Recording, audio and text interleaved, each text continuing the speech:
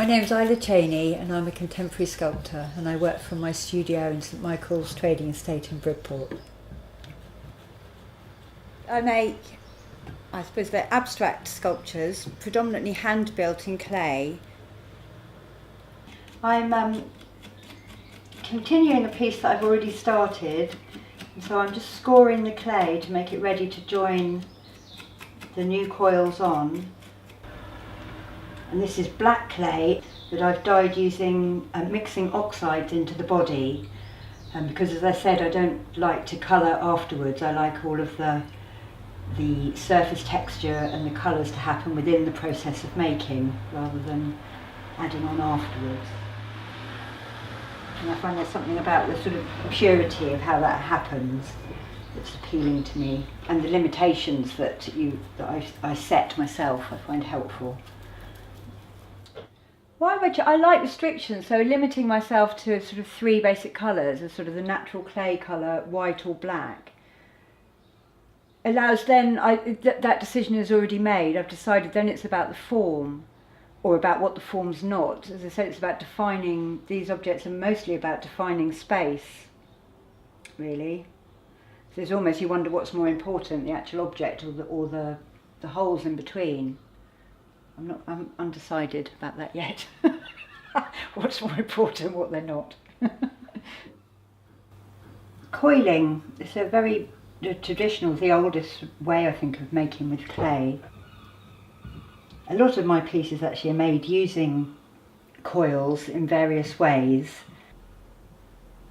In a lot of natural forms, it goes back to sort of, there's a lot of repetition of forms, of shapes. In lots of natural things, if you look, the structure is actually the same in various things. So hair is very similar to skin, to plant material, eggshells. They're all based on this sort of branching, cellular sort of structures.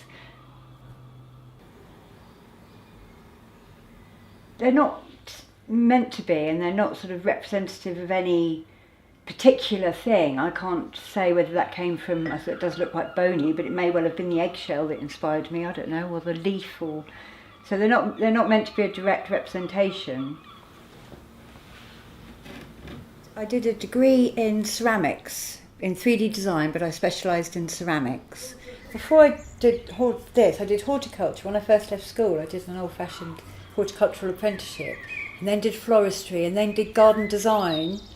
Again, defining spaces, and I think this is in a continuation of that in a way, of trying to define space and concentrate an experience. Yeah.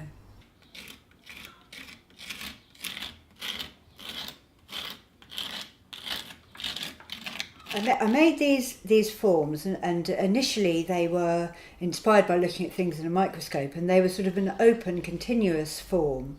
And then it dawned on me that actually the thing that I found interesting about the objects under the microscope was the sliced and the restriction. And so I decided to slice them. So I put them in a bench-mounted diamond saw, this huge sort of industrial thing that they use for cutting stone. And I put these little porcelain objects in to create these unpredictable faces. And when you slice them, you relinquish all control. Basically, it's up to fate whether they survive or not, and also which faces are exposed through the slicing. And the other thing I find interesting about these forms is actually the fragility and the strength, because they're amazingly strong. I've made larger scale versions of this type of thing that have been used as room divides, as architectural features, and they are actually incredibly strong, like an egg is, an eggshell. If you squash it that way, they're very strong, but if you hit it, obviously they're not.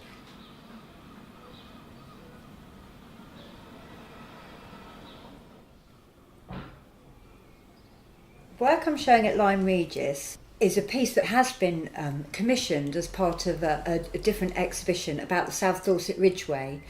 And these pieces have marked a change in my practice. I've made them out of cast concrete, and they're about two specific sites along the South Dorset Ridgeway, Martinstown and Tolopacorum. And so I decided to do them about the topography and the geology of the land. And so I've made two sort of pillars that are almost like geological core samples. that, as I say, depict both the topography, the lay of the land, and the geology, what is actually going on if you were to take a core sample right down to the centre. These are an experiment for the cast concrete pieces that go to make up the pillars that are going to be in Lyme Regis Gardens. And I was experimenting with concrete and the variety of textures you can get through using different coloured sands and aggregates and concrete. So the top layer is my take on the human layering that we're going to leave, and so I've set lots of plastic rubbish into the top section, which has come out bizarrely beautiful, even though it is actually plastic toot. And some other pieces I'm doing are going back to my branching microscope sort of obsession, but greatly scaled up.